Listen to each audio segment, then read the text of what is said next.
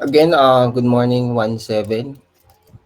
Today is April 7, and midterm exam is fast approaching. As you can see, based on our calendar, the midterm examination will be on April 21 to 27.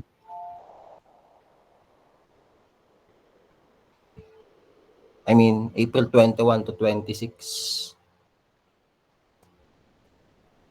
So after the Holy Week yan, no? Oo. Meron tayong meeting today, and then next week, and then parang hindi naman tayo tatamaan ng Holy Week, eh. 'Di ba? Kasi may pasok pa ng Monday. So, ang major damage lang naman yan is yung Wednesday, Thursday, up to Sunday. So, Monday, next week, may pasok tayo. That will be your face-to-face quiz number 2. Okay, it's all about the normal distribution. We will continue our lesson, what we had last week about normal distribution. Wait lang papasukin ko lang. Ayun. Today is the continuation of the chapter 2. And then by next week, we're going to meet on site under College of Engineering building. So, face-to-face quiz po tayo. And then by next week, that will be your examination. The examination is all multiple choice. I'm not sure pa sa total number, but it is multiple choice para mapaghandaan nyo na, encompassing the beginning, no, from the start up to normal curve sa matatapos natin today. And then later, I will give you the second problem set. It's all about normal curve as well. And you will submit that by next week. Yan, medyo busy tayo.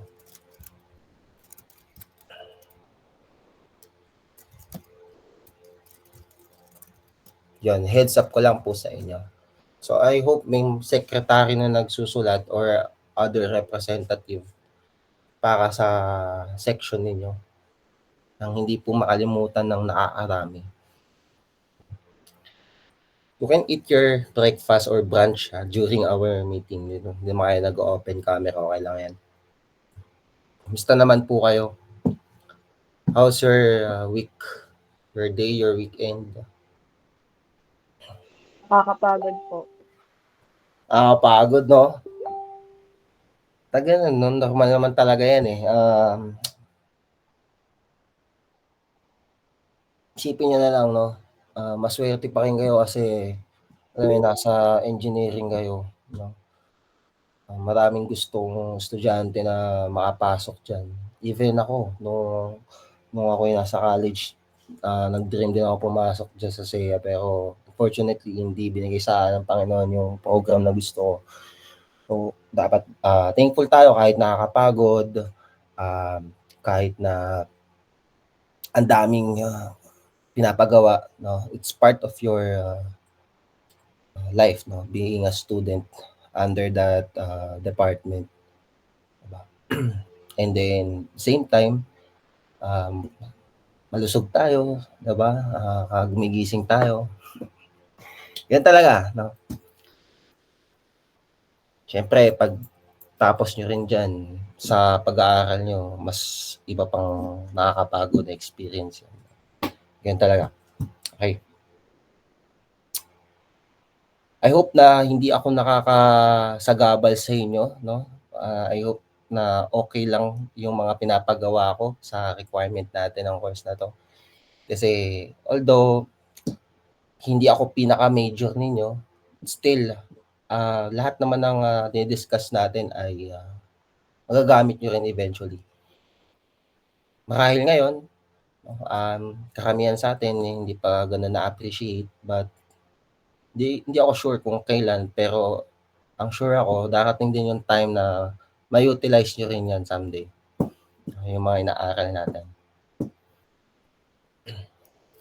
Tapos by next period after the midterm, siguro gagamit tayo ng mga applications, 'no, laptops para mag-analyze ng mga data naman, 'no. Kasi, uh, within this period, it's more on probability. Then by after midterm, more on statistics na tayo.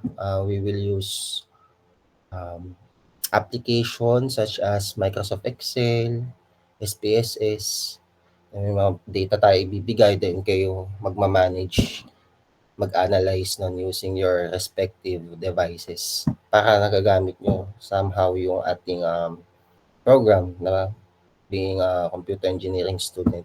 Okay? Sige, let's start.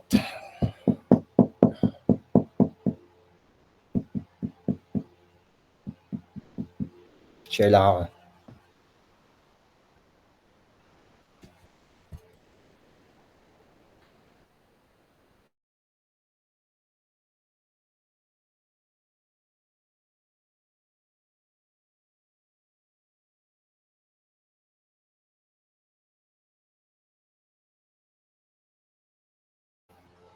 Okay, last week, we discussed about the definition of the normal curve.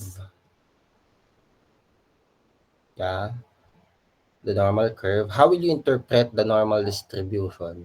Anyone, as part of your recitation, any idea on your own words, on your own understanding? How will you interpret normal distribution? Gabriel.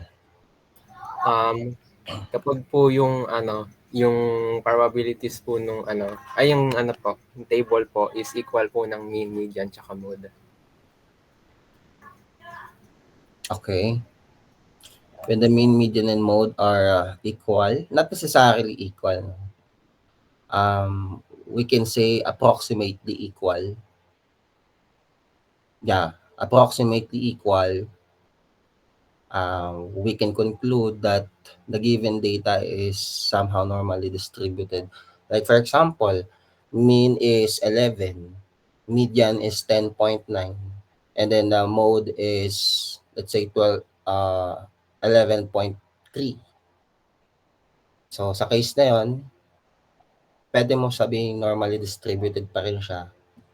Although hindi sila exactly equal, but yung sense ng number system, they are equivalent to each other, no? Kung pag-uusapan niya approximation. Thank you. What else? Gabriel yan, no? Who else? Marcus. The normal curve po, sir, is equal to 1 or 100%. Okay, thank you. I think it should be the area of the normal curve is 1. Not the normal curve is 1 or 100%. The area. Thank you. That's correct, no? Kahit gaano pa yung kalaki, kakitid, kasi nagre-rely yan sa standard deviation eh. Si standard deviation yung nagdidikta kung gaano siya magiging kalapad, gaano siya magiging kakitid, katangkad, ka-flat. No? Kahit ano pa magiging structure ni normal curve, kahit anong gawin natin, it will yield to 100% area. Thank you. Total area. I think that's correct. Transcend? Para sa akin po, yung normal distribution, yung pinaka-prominent na feature niya na mapapansin mo is yung bell curve niya. Tapos, yun nga, katulad din po ng sinabi ng iba, yung mean, median, and mode nila is pare-parehas. And symmetric po dapat yung right side sa left side. Oo, symmetric. I think ang mga property na yung mga sinasabi ninyo, no? Symmetric, meaning ng symmetric ay Kung ano yung area sa left side, yun din yung area sa right side. Symmetric with respect to mean. When you say symmetric with respect to mean, nagiging symmetric siya pag hinati natin siya sa mean, sa gitna. No? Parang sa MMW, yung tinatawag na symmetry, diba? So, sa symmetry, normal curve is also a good example of that pattern. With respect to vertical axis. Thank you. So, yung normal curve, siya yung distribution na kung saan yung data mo is mas frequent siya sa middle part compared sa leftmost and sa rightmost. No? Mas marami nag-e-exist doon sa center. Okay? Kaya nga siya tinawag na normal kasi karamihan ng mga data natin ay nasa average. And then when we say average, that's the usual value. That's the common value. Yun yung normal na nangyayari. Diba? So again, when we say the average speed of a car is 38 kilometers per hour, yun yung palagi niyang na-attain. 38 per hour kilometers yun, ha? Pero not necessarily lagi. Most of the time. No? Hindi siya lagi. Okay? Minsan, pwedeng makakuha siya ng 38, 37, 40, ganun.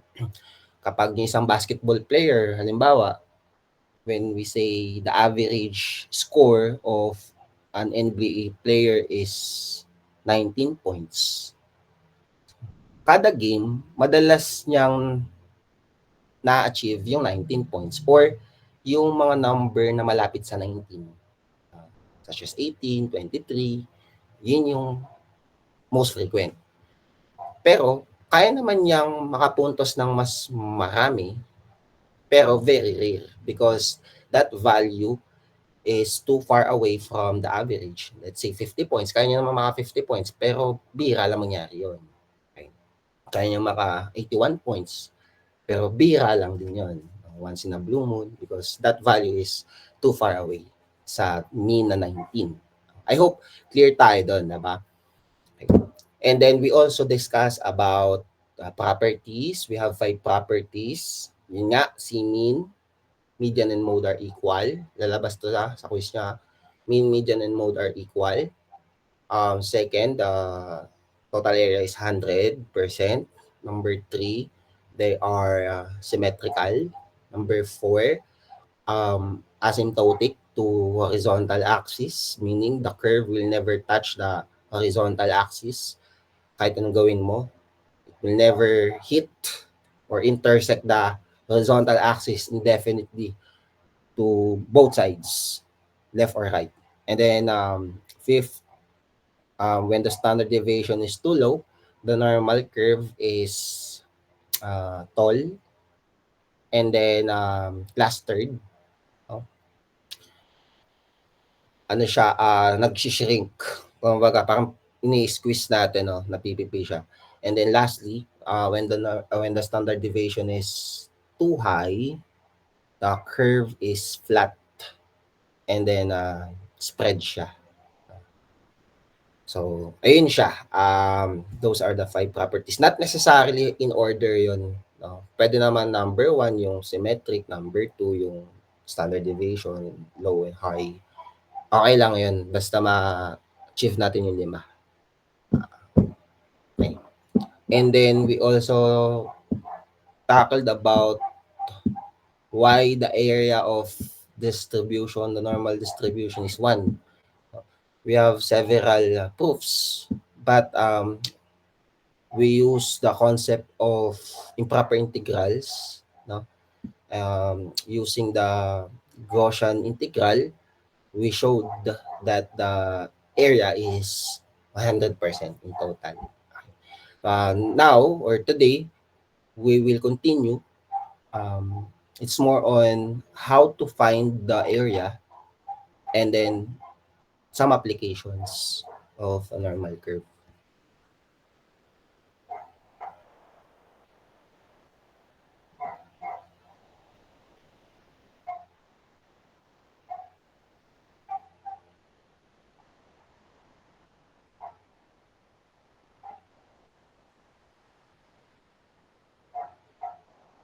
think tapos na tayo dito.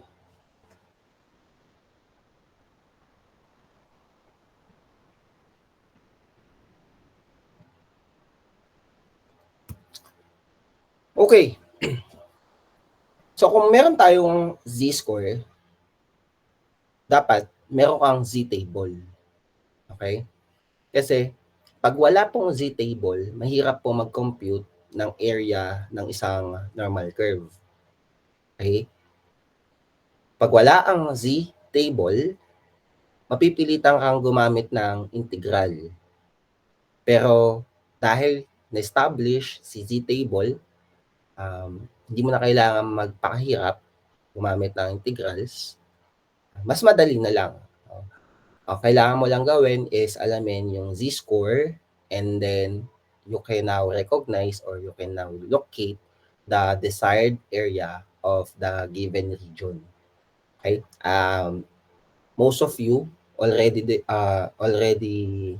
know how to find the area of a normal curve, but this is just a recall or i-refresh lang natin yung mga sarili natin. So, why do we have to find the area under the normal curve? Bakit kailangan nating hanapin yan? Anong dahilan? Any idea?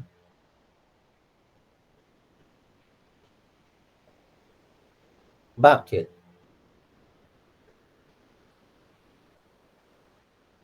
Sa anong kadahilanan?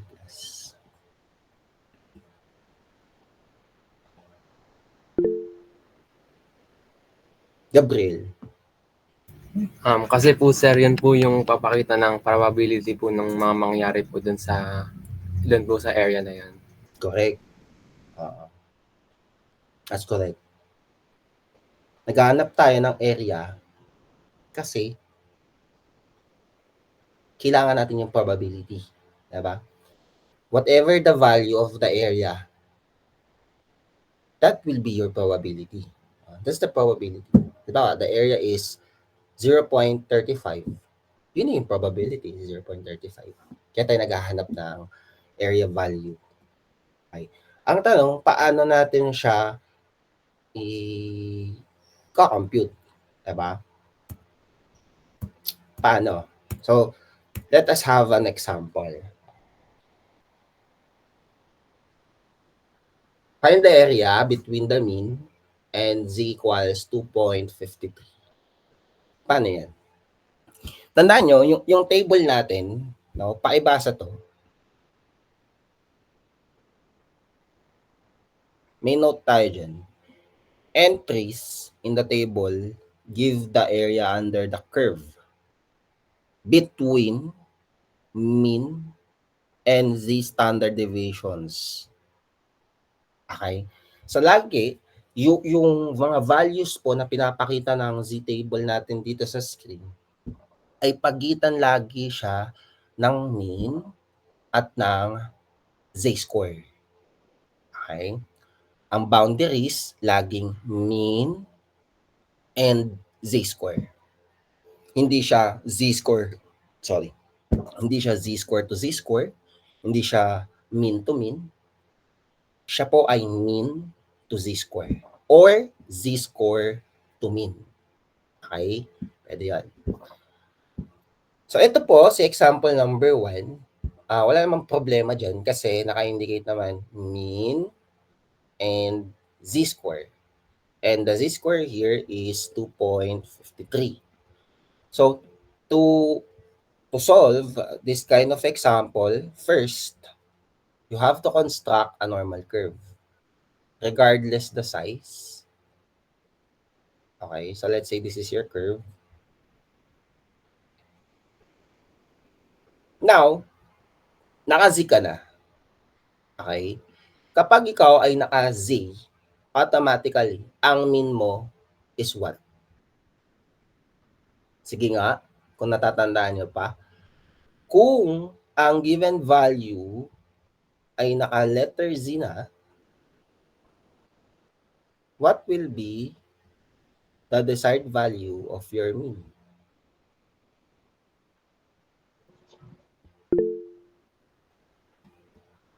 Francine, yes.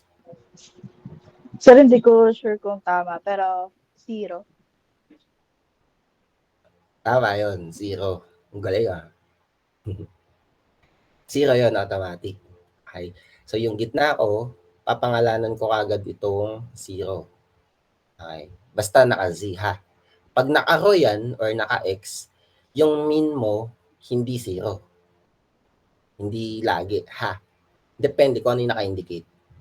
Pero dito, kahit walang naka-indicate, what is the mean? Dahil naka-Z siya, matic 0 yan. So, 2.53, this is positive. That means the value must be right side from your 0. So, let's say this is 1, this is 2, and this is 3. Now, 2.53, tansya-tansya na lang yan, class, no? Kung halimbawa sa illustration, kung gusto mo maging accurate, you can use a ruler. Okay. The 2.53 somewhere here. Okay, between 2 and 3. Okay. This is our 2.53. And then, sabi natin kanina sa normal table, or Z table rather, ang values po na naka-indicate dyan, lagi pong from mean to Z. So, kung mean to Z ka, ito na po yung tinatamaan. This region. Or, yan. Hanggang doon sa 2.53. Now, the question is, what is the area? What's the area? Kung wala pong Z-table, ang gagawin mo dyan is kukunin mo yung integral ng, di ba meron tong constant na square root of 2 over pi sigma. So, kukunin mo yung integral of e raised to negative z square dz from 0 to 2.53. Sasagutin mo yan. Okay. And of course, hindi uubra dyan o di tatalab dyan yung mga U substitution or other techniques IBP because this is improper. Very heavy ang proseso. So instead of conducting this formula, use the Z-table. At dahil tayo ay 2.53, ang gagawin mo lang is kunin mo yung row header na may 2.5. This is the 2.5.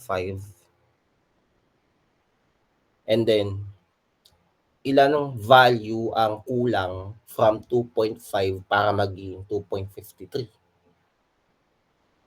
So, we need 0.03. So, ito yung ilolocate mo sa column header. And then, look at the intersection.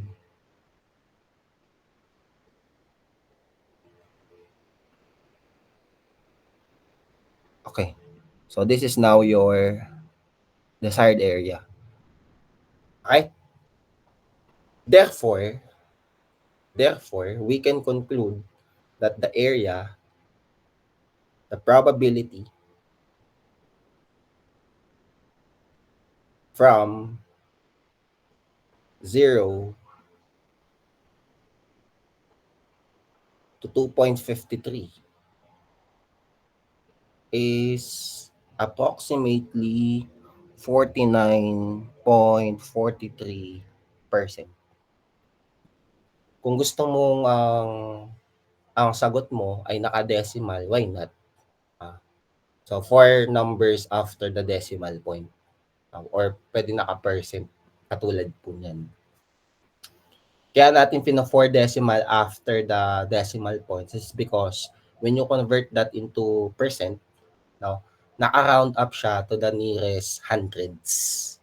Katulad po niyan, 49.42 or 0.4943. Ayun yung area na itong dilaw na lang.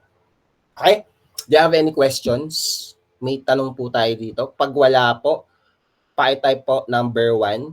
Kung may question, unmute or raise your hand.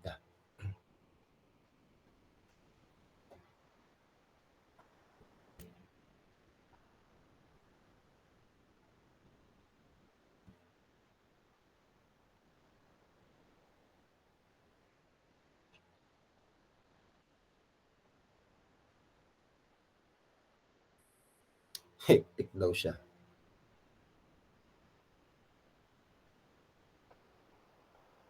Okay, thank you. May magtatanong ba? Tensya na, sila kasi yung laptop ko eh. Altab lang ako. Next, find the area between this one.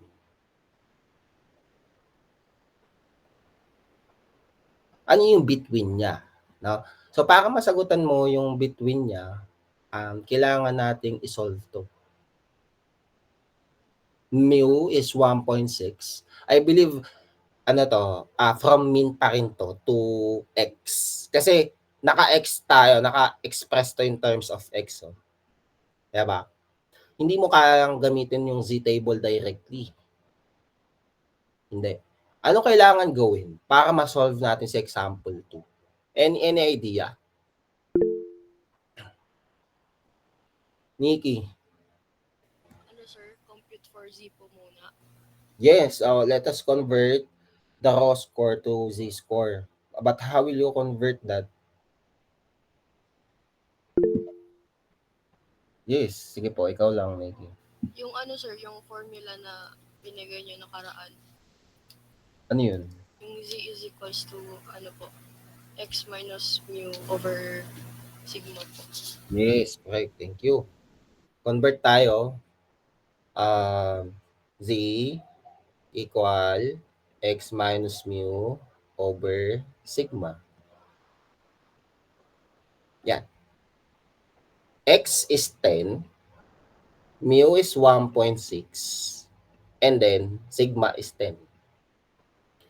Now, simplify, 10 minus 1.6 is 8.4 over 10. At dahil naka-over 10 siya, papagalawin mo lang to ng isang decimal, diba? To the left. So, this is 0.84.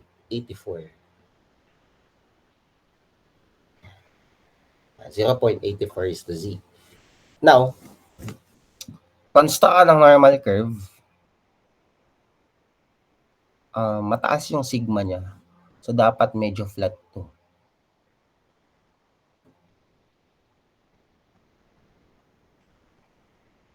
Okay. Ito yung X. Tapos, gawa tayo ng normal curve para naman sa Z. Tingnan niyo yung pagkakaparehas nila. Ha? Pag X ako,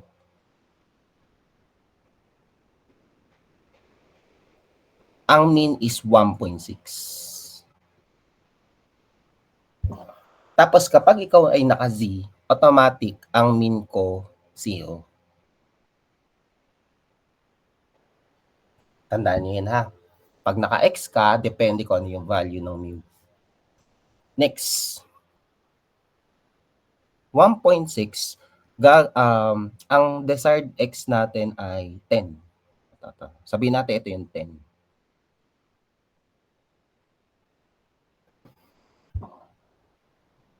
So, dapat yung area ko,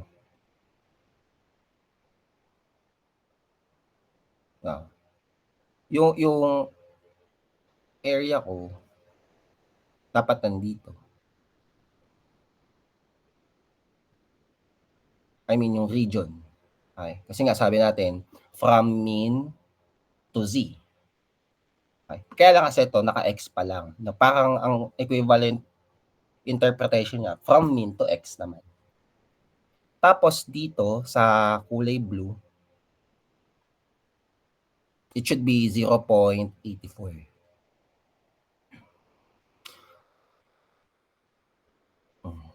Naka-highlighter ako. 0.84.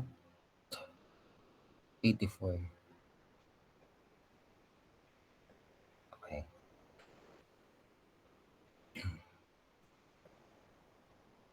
Ito naman yung equivalent niya na region when it comes to Z world.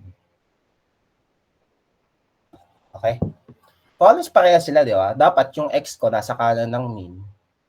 Tapos doon naman sa kabila, yung Z ko, nasa kanan din dapat ng mean.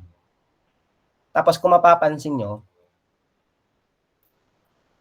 from mean, 1.6 dito sa ating left normal curve, pag umandar ako ng 10 units pa kanan, nakating ko si standard deviation, si first standard deviation. Kasi yung sigma ko is 10 eh.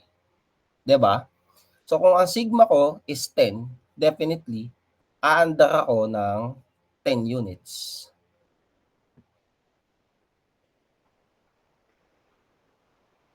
At pag umandar ako ng 10 units, ma-achieve ko si 11.6. Tapos dito naman sa kabila, kapag umandar ako ng isang standard deviation, which is equivalent to sigma equals 10, dapat mapupunta ako, umandar ako ng isang standard deviation, dapat mapupunta ako sa 1. Ito kasi, isang standard deviation to, which is 10 units. So, yung left side, naka in terms of standard deviation, tapos yung right side naman natin, naka in terms naman siya ng standard deviation din. Pero, in terms of Z, ito, in terms of X, yung nasa left. Nakita niyo yung pagka-equivalent ng, ng construction nila, di ba? Halos similar na similar po sila. Magkaiba lang ng dimension. Parang ito, peso, tapos ito naman, dollars. Kung ito ay $1, dapat ito somewhere 54 pesos. No? Kasi nag-iiba-iba naman yung conversion. Isang halaga lang. Magkaiba lang sila ng pagkaasukat. Okay. So ngayon, anong area niyan? Anyone who can provide the area value? Sige po. Nung naka-shade, mapadilaw man or mapakulay blue. Sige, ano na lang. Unmute na lang kayo kasi hindi ko kayo nakikita eh. Mag-a-alt-tab pa ako. Baka masira yung focus nyo sa pagtingin sa table.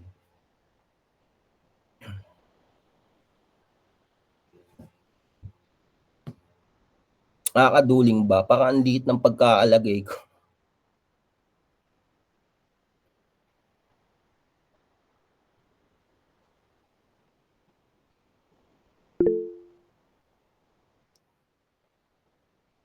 .8 tapos 0.04 kasi 0.84, diba? Iba naman. Karanto, sige po. Ano po, wait lang po. Pwede ko 29.95 po. 29.95% or 0. Ano po, 29.95. Yes, that's correct, no? Check natin, verify natin. 0.8 tapos 0.04 to make it 0.84. Then intersection will be 0.2995. That's correct. The probability is 29.95. So pag i-express nyo na yung final answer, nakaganito. Probability of 1.6 less than or equal to x tapos less than or equal to 10. Pag naka-x ka. Pero kung ikaw ay naka-z, the expression must be probability of z between 0 to 0.84.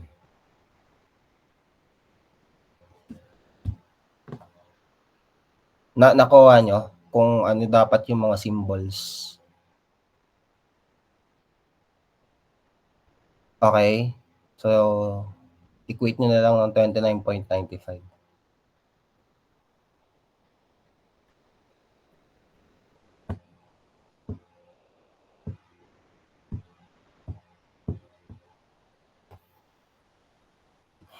Tanong, may tanong po?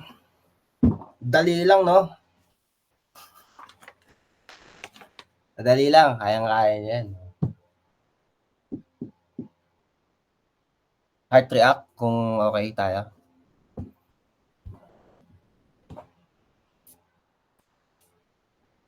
Sige, salamat. Example 3. Find the area between the mean and z equals negative 1.94. Sige. Construct natin yung curve.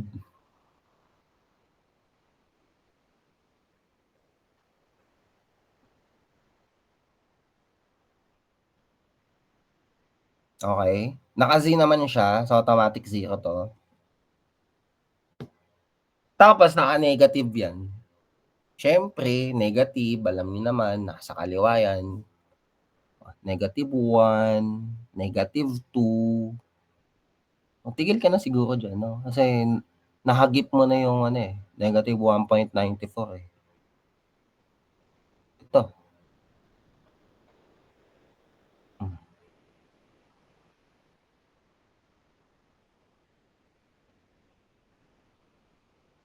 At sabi natin, dapat mean to z. Mean to z.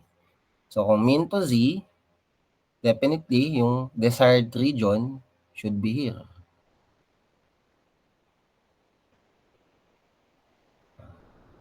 Okay na bahala mag-drawing, no? Magkulay.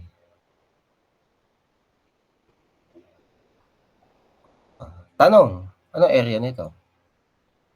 And then, explain nyo bakit yun yung sagot nyo.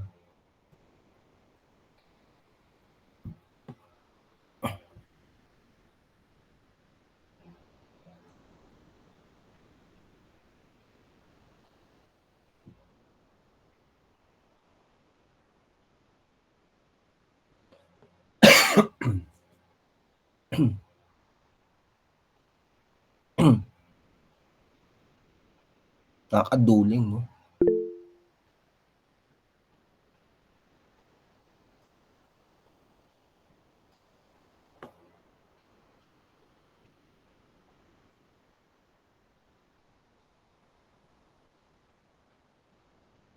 How about the others? Aiko. Sir, 0.4738 po, sir, or 47.38% po. Wait lang. Bakit? Sir, kasi po, symmetrical lang din po yung pag 1.94 positive po, tapos pag negative po.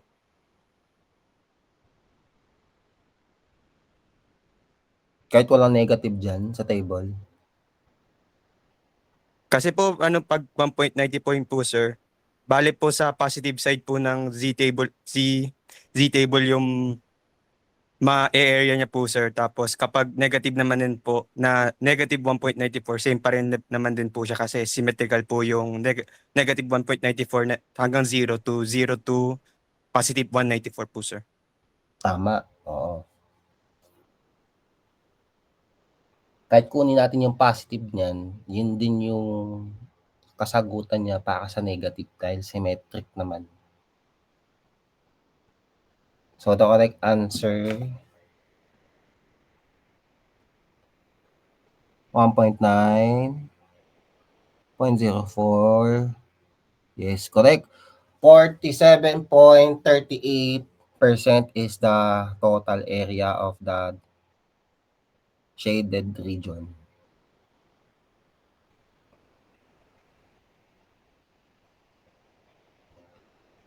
Okay.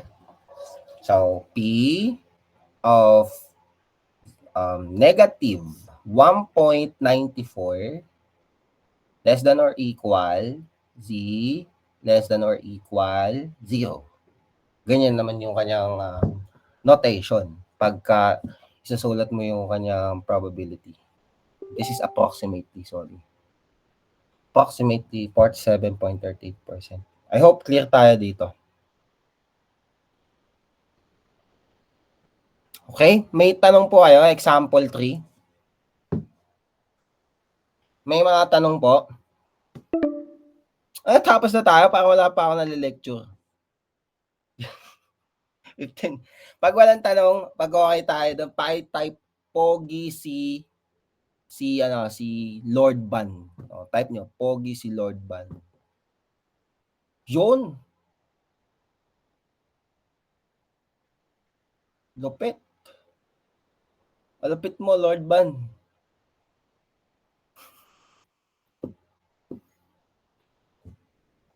Okay, salamat. Next.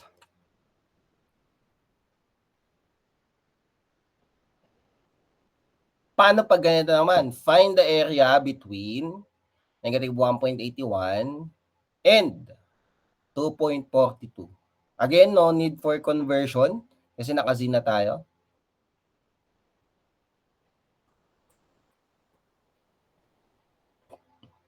Sino gusto sumagot? Sagot. Kayo naman. O, lagay ko dito ha. Tapos mga 20 seconds. Observe nyo muna.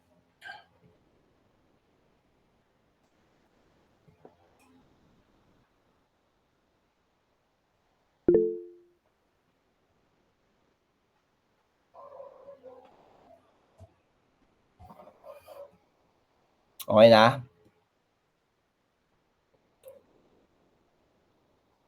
Kumusta yung iba? Ang dami-dami nyo dito eh. Ayaw nyo sumagot.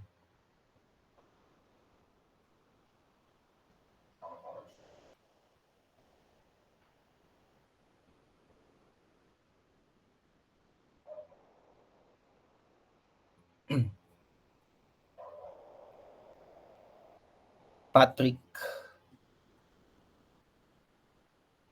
Check mo nga, Patrick, kung may annotation sa device mo. May annotation dyan. Well, Check mo lang. wala po ata. Naka-phone ka ba? Wala po, sir. Naka-phone ka? Hindi po, naka-laptop po, sir. Pero walang option na ganun. Wala po, sir. Okay, sige. Ako na lang magdodrawing. Tapos siguro mag-dictate ka na lang. Dictate mo na lang kung ano yung dapat kong isulat. Sige. First po, sir, yung iti-take po yung sa area po sa may left side po, sir. From 0 po. So, bali yung mu po, Okay. 0. Tapos, yung area unang iti-take po, sir, yung nasa left po. Yung sa may z is equals to negative 1.81 po. Sige, lagay tayo ng mga numbering. 1, 2, 3. Tapos, yung 1.81, sabi natin nandito. 46. Tapos, ang susunod? Tapos yung sa may, sa right side din po. Right side. 1, 2, 3. 2.4. Ano ba ito yung 2.5? Usog ako konti. Ito yung 2.4. Yes po. Tapos, Then po yung, area po sa, sa left side po, yung z is equals to negative 1.81 is 1.81, 0.46, 46.49 po, or 46.49% po. okay. Tapos, sabi natin, ito, tawag natin tong area sa buwan. So, yung A sa buwan is 0.4649. Okay, next.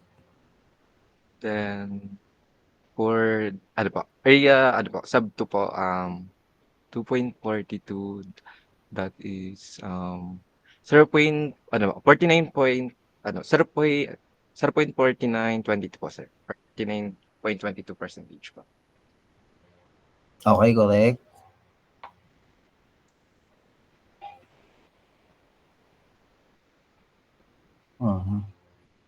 Then, A sub 2.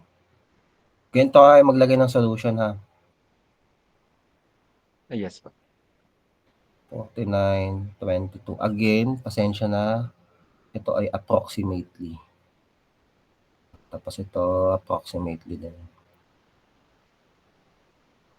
Okay. Next, anong gagawin po natin? Next po is ano po, to add po the area sub 1 po and area sub 2 po. Okay. Sige, add mo. So, So yung 49 area natin, yung total area denoted as A only is now the sum of A1 and A2.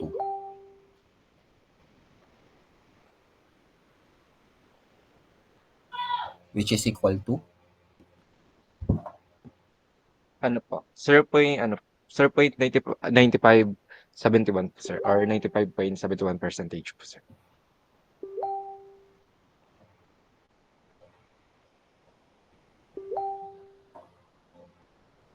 I think that's correct.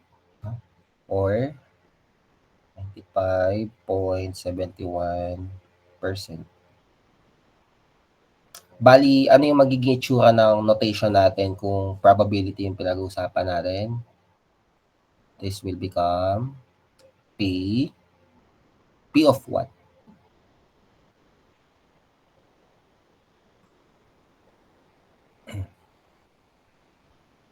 Ano po, 1.81, negative 1.81 po sir. Okay. Less than or equal po, Mm-mm. Z. Mm. And um, less than or equal din po sir. And tama lang po. Less than or equal to 2.42 po sir. Is approximately po. Ayan na, yung sinagot mo. Yes pa. Therefore. Okay, very good. Yan po yung ating solution on how to find the probability of example 4. May tanong po tayo dito. Tanong. Guys, kung wala pong tanong, pakitype po, ang lupit mo, Patrick. Ang lupit mo, Patrick. Wala na. Tapos last example na siguro tayo, then we will proceed to, tapos na yung meet natin.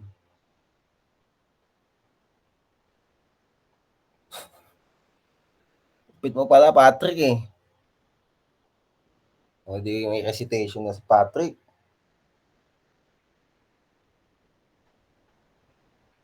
Kasi alam niyo, naaral niyo naman yan dati eh, diba? I think last year. Ni-recall natin kasi yung iba nalilimutan dahil di naman araw-araw ay ginagamit. Di naman araw-araw ay nababasa or di naman siya araw-araw tinuturo kaya ni-recall lang natin. Nasa utak yun na yan eh, inaano lang natin siya. Pinapalabas lang ulit natin. Okay? Sige, last example tayo. May onting minutes pa. Wag na yan. I think ito. Ay, hindi, wag yan. Ito. Find the area beyond z equals 1.44. Find the area beyond z equals 1.44.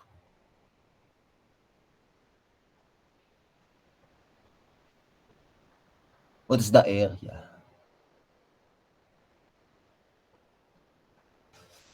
Okay, first step, syempre, basahin mabuti, beyond. Pangalawa, construct the normal curve.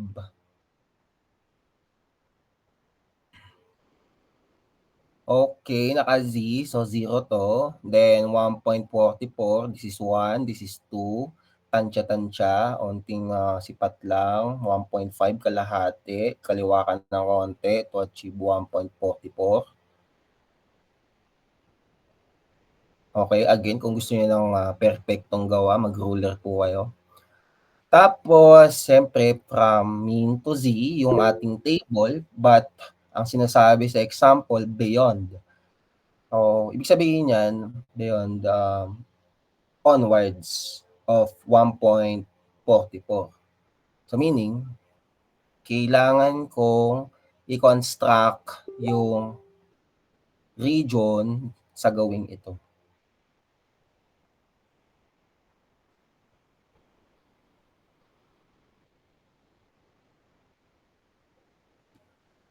tanong.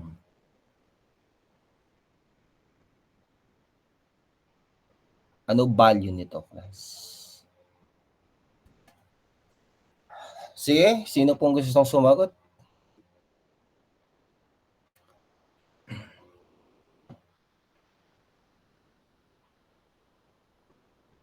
Daniel. Yes po. Hello po, sir. Yung ano po, kukunin po muna yung area po ng 1.44, which is 0.92. Wait lang, sir, nakakaduling po eh. Sige, 1 point, lalagyan ko ng ano. Ito, 1.4. tapos sa 0.04 po.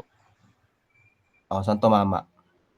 0.4251 po. Sino yung 0.4251? Ayun po yung area po ng ano, ng 1.44. Yung sa loob po muna ng Z po. Sa loob ng Z? Paano sa loob ng Z? Ay, yung between 0 po tsaka ng 1.44 po. Oo. Kasi nga, yung mga table, yung mga value sa table na to, lagi po siyang mean to Z. Mean to Z. So, ito, sorry, naka-green ako, baka malito kayo. Wait lang i-construct ko muna yung sinasabi mo. Itong portion na to, class,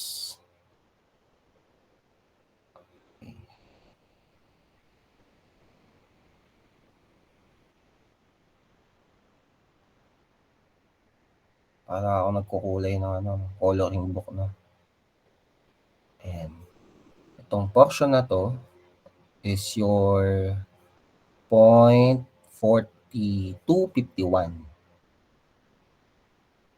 Anong kinalaman yan, Daniel, sa pag-solve natin? Ano po siya, sir? Siya po yung gagamitin po para malaman yung area po beyond sa positive side lang po, sa may right side lang po. Kasi hindi po natin sasama yung sa left side po. Bali, ano po, ima-minus po yung 0.4251 sa 0.5 kasi po yung 0.5 po yung kalahati po ng buong area po. Sa kanan. Opo. Mm-hmm. So, bali po, magiging 0.5 minus 0.425 po. Minus. Or 251 po pala. Okay. Bali magiging 0.0749 po yung area po beyond the Z po. 0. Which is 0.749 po. May ano po, 0 po muna. 0.749. Yes po. Yan. Bali 7.49% po. Okay.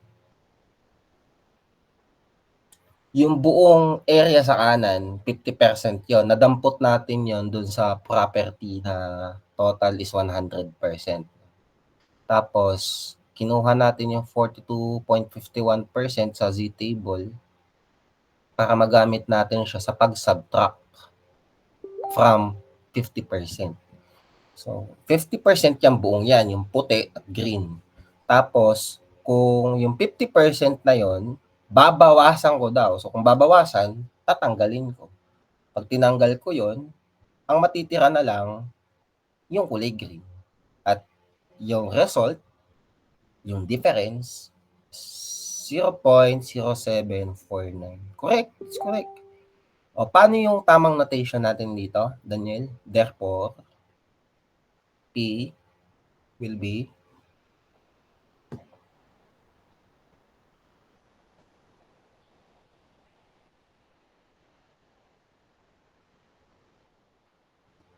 Daniel.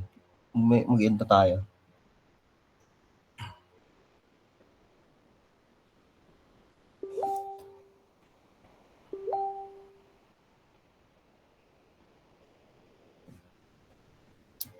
Ano yung notation natin? Ano po, sir? Sige, mamaya na lang, no? Guys, break muna tayo ng 15 minutes.